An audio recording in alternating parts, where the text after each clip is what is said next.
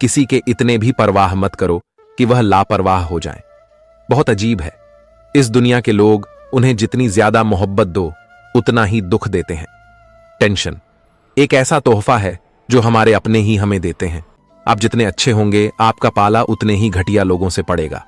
अगर जिंदगी में सुकून ढूंढ रहे हो तो मतलब ही लोगों से दूर हो जाए, सुकून अपने आप मिल जाएंगे। मासूम लोगों की सबसे बड़ी गलती यह होती है कि वह चालाक लोगों पर भरोसा करके उन्हें अपना समझ लेते हैं। कभी किसी पर आंख बंद कर कर भरोसा मत करना, क्योंकि यह दुनिया इतनी भी अच्छी नहीं कि आपके भरोसे को कायम रखें। कौन क्यों गया यह जरूरी नहीं, क्या सीखा कर गया यह जरूरी है। मिठास रिश्तों में छुपी होनी चाहिए। बातों में तो चाशनी कोई भी घोल देता है। किसी के छोड़ जाने से पहले तक हम उसे यह क्यों नहीं कह पाते कि वह कितना जरूरी है। हमारे लिए सुई जब चलती है तो बेहतरीन पोशाक बनाती है। हर चुभने वाली चीज का मकसद बुरा नहीं होता। जो रास्ता ईश्वर ने आपके लिए खोला है उसे कोई बंद नहीं कर सकता। आप जिससे भी यह कह दोगे कि वह आपके लिए सबसे ज्यादा जरूरी है, वही इंसान आपसे अपना हाथ छुड़ाने लगता है।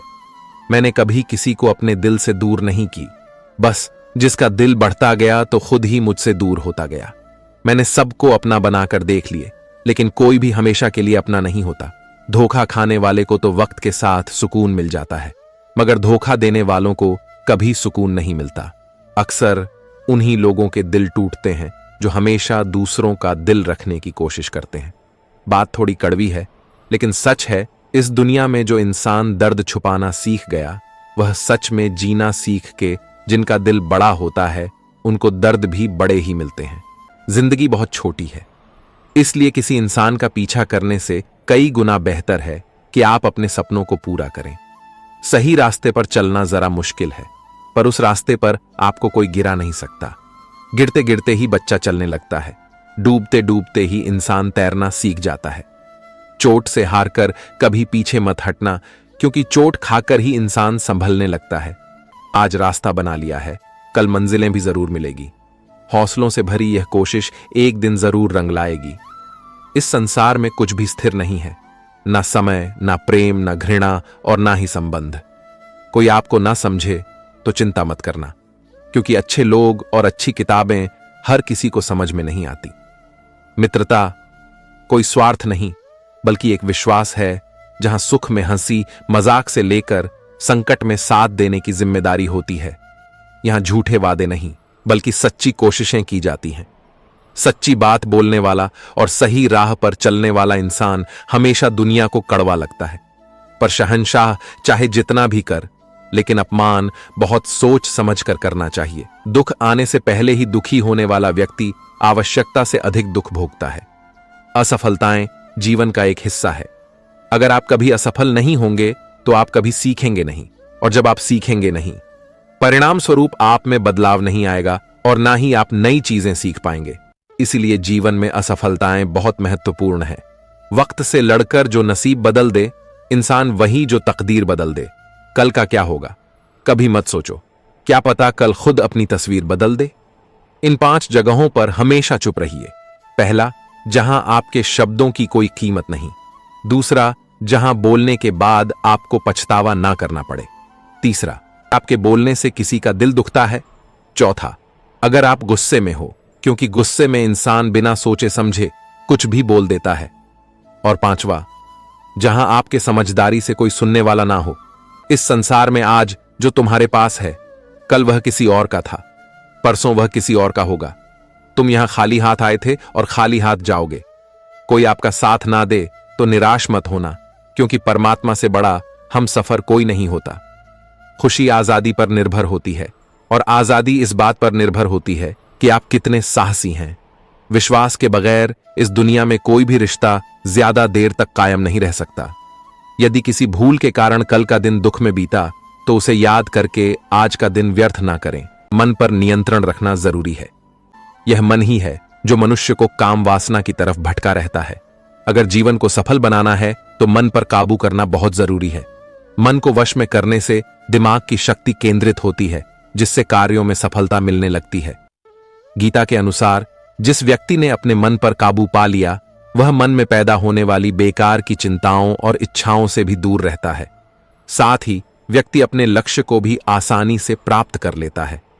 अगर मन को वश में नहीं करोगे तो वह तुम्हारा सबसे बड़ा शत्रु बन जाएगा। अज्ञानी व्यक्ति स्वयं के लाभ के लिए कार्य करते हैं, जबकि बुद्धिमान लोग विश्व के कल्याण के लिए कार्य करते हैं। यदि किसी काम को करने में डर लगे तो याद रखना, यह संकेत है कि आपका काम बहादुरी से भरा हुआ है। भगवान श्री कृष्ण कहते हैं, जब शांति के सारे मार्ग बंद हो जाए और न्याय ना मिले तो युद्ध करो। वास्तव में मुसीबत में साथ देने वाला मित्र ही सच्चा मित्र होता है। कौन क्या कर रहा है, कैसे कर रहा है और क्यों कर रहा है, इन सब से आप जितना दूर रहेंगे उतना ही खुश रहेंगे।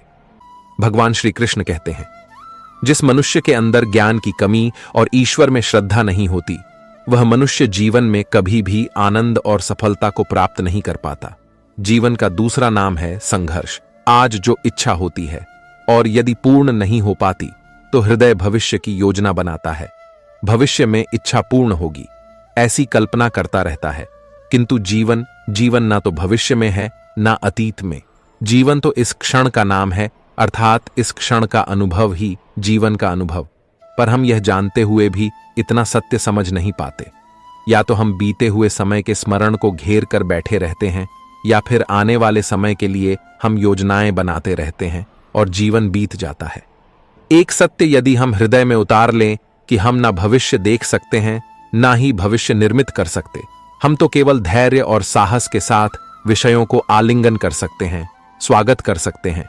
भविष्य का क्या, जीवन का हर पल जीवन से नहीं भर जाएगा। कभी कभी कोई घटना मनुष्य के जीवन की सारी योजनाओं को तोड़ देती है और मनुष्य तो अपने जीवन का केंद्र मान लेता। पर क्या भविष्य मनुष्य की योजनाओं के आधार पर निर्मित होता है? नहीं। जिस प्रकार किसी ऊंचे पर्वत पर प्रथम चढ़ने वाला उस पर्वत की तल में बैठकर जो योजना बनाता है, क्या वही योजना उसे पर्वत की चोटी तक पहुंचाती है? नहीं। वास्तव में वह जैसे जैसे ऊपर चढ़ता है वैसे वैसे उसे नई नई चुनौतियां, नई नई विडंबना, नए नए अवरोध से प्रत्येक पद पर वह अपने अगले पग पर अपनी योजनाओं को बदलना पड़ता है। कहीं पुरानी योजना उसे खाई में ना धकेल दें। वह पर्वत को अपने योग्य नहीं बना पाता, केवल स्वयं को पर्वत के योग्य बनाता है। जीवन के साथ ही ऐसा ही है।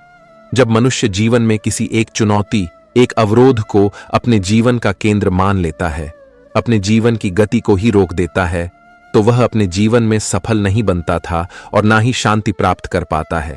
अर्थात जीवन को अपने योग्य बनाने के बदले स्वयं को जीवन के योग्य बनाना ही सफलता का एकमात्र मार्ग नहीं। पिता सदा ही अपने संतान के सुख की कामना करते हैं, उनके भविष्य की चिंता करते रहते हैं। इसी कारणवश सदा ही अपने संतान के भविष्य का मार्ग स्वयं निश्चित करने का प्रयत्न करते रहते हैं।